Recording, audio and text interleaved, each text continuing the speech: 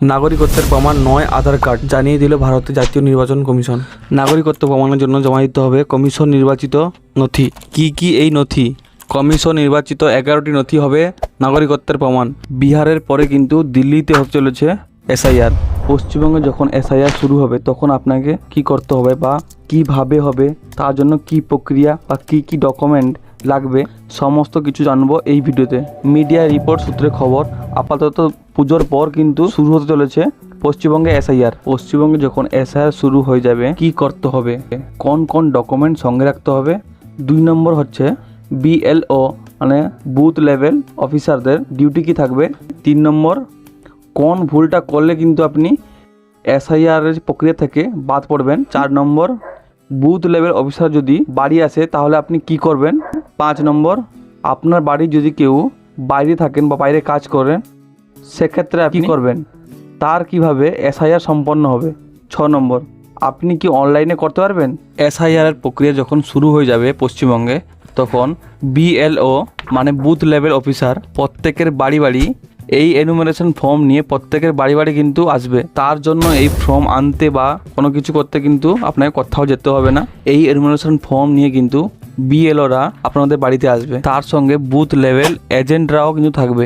এই enumeration form আপনাকে দেওয়ার পরে তাদের কি ফিল আপ করতে হবে তারা কিন্তু বলে দেবে, বা কি ডকুমেন্ট লাগবে তারা কিন্তু বলে দেবে। এই ফর্মে কিন্তু আগে থেকে তোমার ডিটেলসগুলো ফিল আপ হয়ে থাকবে, কিছু সংখ্যক ডিটেলস, বাকিটা কিন্তু আপনাকে ফিল আপ করতে হবে। যদি আপনি না পারেন তাহলে কিন্তু বুথ লেভেল অফিসাররা কিন্তু ওই ফর্মটা ফিল আপ করে দেবে। যদি চান আপনি করবেন তাহলে আপনি বুথ লেভেল অফিসারের কাছ থেকে কিছুদিনের জন্য টাইম চেয়ে নিতে পারেন, তারা কিন্তু আবার এসে ওই ফর্মটা কালেক্ট করে নিয়ে যাবে। আর এই ডকুমেন্টের ব্যাপারটা আমি পরে আসছি। এই ডকুমেন্টের সঙ্গে কিন্তু আপনাকে এই 11খানা ডকুমেন্ট কিন্তু জমা দিতে হবে। এই 11খানা ডকুমেন্টের মধ্যে কিন্তু আপনাকে যে কোনো একটা জমা দিতে হবে। দেখতে পাচ্ছেন পাশে আমি ইংলিশ অ্যান্ড বাংলাতে দুটো থেকে দিয়ে রেখেছি যাতে আপনার পড়তে সুবিধা হয়। এই ডকুমেন্ট কিন্তু ওই যে এনুমারেশন ফর্ম আছে তাতে কিন্তু অ্যাটাচ করতে হবে। তার সঙ্গে আপনাকে নতুন যে ফটোকপি আছে ওটাও কিন্তু তার সঙ্গে অ্যাটাচ করতে হবে। যদি এর মধ্যে কোনো ডকুমেন্ট যদি না থাকে তাহলে কিন্তু আপনি আধার কার্ড দিয়ে এনুমারেশন ফর্মটা ফিল আপ করতে পারেন। আর যদি আপনার 2002 সালের যদি ভোটার লিস্টে নাম না থাকে বা আছে, ওটা জানার জন্য আমি লিঙ্ক দিয়ে দেবো ভিডিও ডিসক্রিপশনে, সেখান থেকে কিন্তু গিয়ে ডাউনলোড করে দেখতে পারবেন। যদি ওটা থেকে থাকে ওটা কিন্তু একসঙ্গে অ্যাটাচ করে দেবেন, ওটা দিয়েই কিন্তু আপনার এসআইআর কমপ্লিট হয়ে যাবে। আর যদি এদের মধ্যে কোনো কিছু না থাকে তাহলে কিন্তু আপনি আধার কার্ড দিয়ে এনুমারেশন ফর্মটা ফিল আপ করতে পারেন। নির্বাচন কমিশন কিন্তু আপনার আধার কার্ডটা যাচাই করে দেখবে যে আপনি আদৌ ভারতের বাসিন্দার কিনা। আপনি যে ডকুমেন্টগুলো ফিল আপ করলেন ওটা কিন্তু বিএলওরা নিয়ে যাবে, ওটা তাদের কাজ। তারা ইলেকশন কমিশনের যে ওয়েবসাইটে আছে ওটা আপলোড করবে, ওটা কিন্তু তাদের কাজ। যদি আপনার বাড়ির মেম্বার যদি কেউ না থাকে বাড়িতে, তারা কি তাহলে এসআইআর থেকে বঞ্চিত থাকবেন? কারণ এই ইমিগ্রেশন ফর্মে যদি আপনি সই না করেন তাহলে কিন্তু ওটা সাবমিট হবে না। সেক্ষেত্রে কিন্তু পরিযায়ী শ্রমিকরা তারা অনলাইনের মাধ্যমে এসআইআর কমপ্লিট করতে পারেন। এসআইআর যে পুরো প্রক্রিয়াটা কিন্তু অনলাইনের মাধ্যমে ওটা সাবমিট করতে পারেন, চাই ভারতবর্ষের যে কোনো রাজ্যে থাকুক বা ভারতের বাইরে থাকুক, তারা কিন্তু অনলাইনের মাধ্যমে করতে পারবেন। আমি কিন্তু এবার দেখাবো যে এনুমারেশন ফর্মটা কীভাবে ফিল আপ করতে হয়, বা এই যে 11খানা ডকুমেন্ট চাইছে এসআইআর, তাতে আপনার কোন ডকুমেন্ট দেওয়া উচিত আর কোন ডকুমেন্ট না দিলেও চলবে। তো দেখুন, দেখতে পাচ্ছেন এইরকম একটা এনুমারেশন ফর্ম কিন্তু আপনাদের বিএলআররা দেবে। তো ফার্স্টে যেটা আছে ইলেক্টর নাম বা ইপিক অ্যাড্রেস, এটা কিন্তু অলরেডি আপনার যে ফর্মে ফিল আপ মানে প্রিন্ট হয়ে আসবে। আপনার নাম থাকবে, আপনার অ্যাড্রেস থাকবে, এবং আপনার যে কার্ডের যে সিরিয়াল নাম্বারটা আছে ওটাও থাকবে, এবং আপনার যে এপিক কার্ডের নাম্বারটা আছে ওটা কিন্তু আপনার সঙ্গে থাকবে। তারপরে আপনার যে পুরনো ছবি, যে ভোটার কার্ডের যে ছবিটা আছে ওটা কিন্তু অলরেডি প্রিন্ট হয়ে থাকবে। আপনার কিন্তু নতুন করে একটা ফটো ওখানে অ্যাটাচ করতে হবে। তারপর কিন্তু তোমার যে ডেট অফ বার্থ আছে আধার কার্ডে, ওই ডেট অফ বার্থ কিন্তু ওখানে বসিয়ে দেবে। আর আধারের যে নাম্বারটা আছে 10 সংখ্যার নাম্বার, ওই নাম্বারটা কিন্তু ওখানে বসিয়ে দেবে। তারপরে আপনার মোবাইল নাম্বার আছে, ওই মোবাইল নাম্বারটা বসিয়ে দেবে। বসিয়ে দেওয়ার পরে আপনার গার্ডিয়ান যদি ফাদার হয়ে থাকে তো ফাদার নাম দেবে, আর যদি হাজব্যান্ড হয়ে থাকে তো হাজব্যান্ডের নাম এখানে বসিয়ে দেবে। বসানোর পর তার যে ভোটার কার্ড আছে ওই ভোটার কার্ড নাম্বারটা এখানে বসিয়ে দেবে। তারপর তোমার মায়ের নাম, তো মায়ের নাম এখানে বসাবে। মায়ের যে ভোটার কার্ড আছে ইপিক নম্বর, ওই ইপিক নম্বর কিন্তু এখানে বসিয়ে দেবে।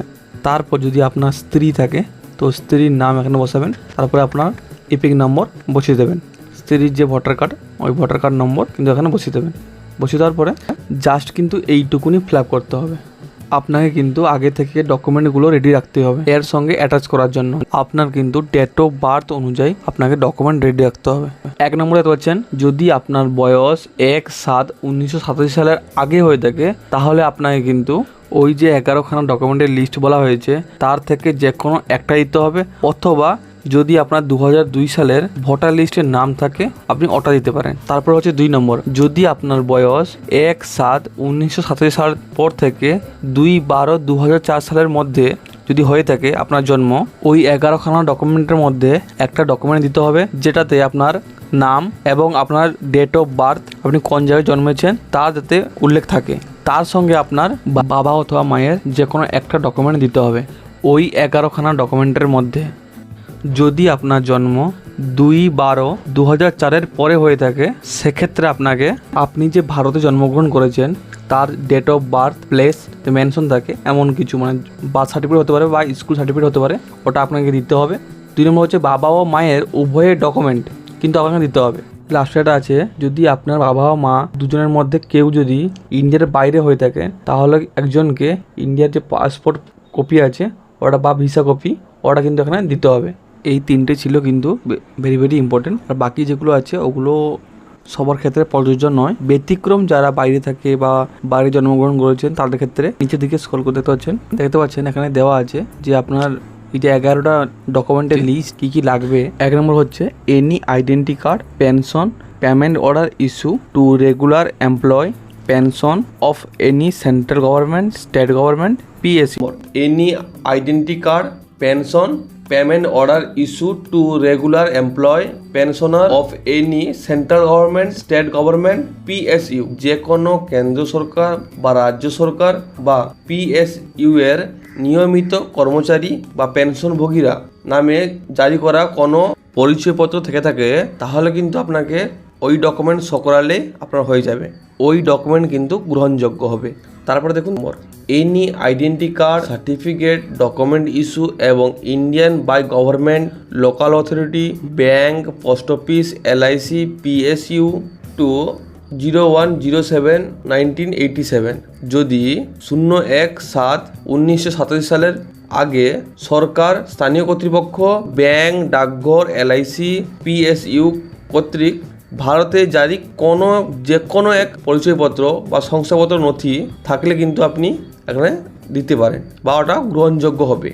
অবশ্যই মনে রাখতে হবে এটা কিন্তু 1987 সালের আগে হওয়া চাই। Birth certificate issued by competent authority, উপযুক্ত কর্তৃপক্ষকৃত প্রদত্ত জন্ম সনদপত্র, মানে হচ্ছে আপনার জন্মের সার্টিফিকেট বা বার্থ সার্টিফিকেট, এটা কিন্তু আপনাকে দিতে হবে। যদি আপনার বার্থ সার্টিফিকেট না থাকে তাহলে কিন্তু আপনি জন্ম মৃত্যু ওয়েস্ট বেঙ্গল গভর্নমেন্ট ওয়েবসাইটে গিয়ে এখানে কিন্তু আপনি বানিয়ে নিতে পারেন। তো যদি আপনি বানাতে ইচ্ছুক হন অবশ্যই কমেন্টে জানাবেন যে কীভাবে বানাতে হয়, আমি অবশ্যই ভিডিও অবশ্যই দিয়ে দেবো রিসেন্টলি। পাসপোর্ট, যদি আপনার পাসপোর্ট থেকে থাকে বিদেশ ভ্রমণের জন্য, আপনার যদি পাসপোর্ট থেকে থাকে তাহলে কিন্তু আপনাকে পাসপোর্ট দিলে ওটা গ্রহণযোগ্য হবে, কারণ ওটা সেন্ট্রাল গভর্নমেন্ট থেকে ভেরিফাই করে দেওয়া হয়।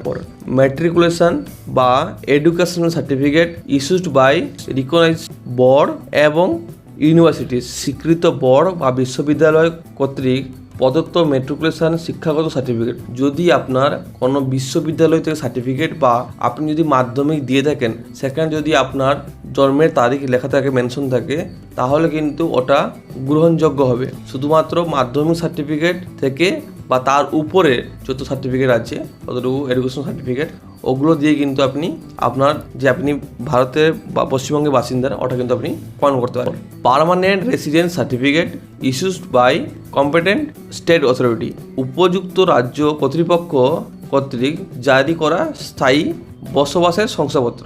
যদি আপনি রাজ্য সরকারের কাছে পেয়ে থাকেন যে বসবাসের জন্য কোনো ডকুমেন্ট তাহলে কিন্তু এখানে গ্রহণযোগ্য হবে। সেটা ফরেস্ট রাইট সার্টিফিকেট, বন অধিকারী সার্টিফিকেট বা শংসাপত্র। যদি আপনি ফরেস্ট সার্টিফিকেট আপনার কাছে থেকে থাকে বা বন অধিকারী সার্টিফিকেট থেকে থাকে তাহলে কিন্তু আপনি এটাকে শো করাতে পারেন, কারণ ওটা গ্রহণযোগ্য হবে। OBC, SC, ST এবং or any caste certificate issued by competent authority, OBC SC ST অথবা উপযুক্ত কর্তৃপক্ষ কর্তৃক প্রদত্ত যে কোনো জাত শংসাপত্র যদি আপনার কাস্ট সার্টিফিকেট থেকে থাকে, ওবিসি হোক, এসসি হোক, এসটি হোক, যে কোনো কাস্ট সার্টিফিকেট থেকে থাকে, তাহলে কিন্তু আপনি এখানে শো করাতে পারেন। আপনার ওটা গ্রহণযোগ্য হবে, কারণ ওটা ভেরিফাইয়ের মাধ্যমে কিন্তু আপনাকে রাজ্য সরকার দিয়ে থাকে। হচ্ছে national register of citizen where ever it exist, জাতীয় নাগরিক পঞ্জি যেখানে এটি বিদ্যমান। কারণ ন্যাশনাল যা NRC, national register of citizen, NRC ওটা কিন্তু আমাদের পশ্চিমবঙ্গে চালু হয়নি, তো ওই নথিটা আমাদের কাছে নেই, তো ওটা লাগবে না, ওটা ছেড়ে দিন, বাদ। Family register prepared by state and local authority, রাজ্য বা স্থানীয় কর্তৃপক্ষ কর্তৃক প্রদত্ত পারিবারিক নিবন্ধন সার্টিফিকেট যদি ওটা থেকে থাকে তো অবশ্যই ওখানে সাবমিট করবে। নম্বর, এনি ল্যান্ড বা housing allotment certificate by government, হচ্ছে সরকার কর্তৃক প্রদত্ত যে কোনো জমি বা বাড়ির বরাদ্দের সার্টিফিকেট। যদি আপনাকে গভর্নমেন্ট বা সরকার তরফ থেকে আপনাকে যদি কোনো বাড়ি দেওয়া হয়েছে বা জমি দেওয়া হয়েছে, তার কোনো যদি তথ্য থাকে, মানে নথি থাকে, তাহলে কিন্তু এখানে গ্রহণযোগ্য হবে। আশা করি ভালোভাবে বোঝাতে পেরেছি। যদি আমার ভিডিওটা ভালো লেগে থাকে অবশ্যই লাইক আর কমেন্ট শেয়ার করুন। আর হ্যাঁ, কিভাবে আপনি এনুমারেশন ফর্মটা ফিল আপ করতে হয় আমি কিন্তু A to Z দেখিয়েছি। তো ভিডিওটি কেমন লাগলো অবশ্যই কমেন্টে জানাবেন, আর ভিডিওটি অবশ্যই আপনাদের বন্ধু বান্ধবের কাছে শেয়ার করুন, তারাও কিন্তু জানতে পারে যে প্রসেসটা কি প্রসেসে SIR হতে চলেছে পশ্চিমবঙ্গে, সমস্ত ডিটেলস আর কি ডকুমেন্ট লাগতে চলেছে। অবশ্যই আগেভাগে কিন্তু এই ডকুমেন্টগুলি বাড়িতে রাখুন। তো বন্ধুরা, জয় হিন্দ, বন্দে মাতরম। দেখা হচ্ছে পরের ভিডিওতে। আপনার মতামত কিন্তু অবশ্যই কমেন্টে জানাবেন, বুঝতে পারলেও জানাবেন, না বুঝতে পারলেও জানাবেন। জয় হিন্দ, জয় ভারত।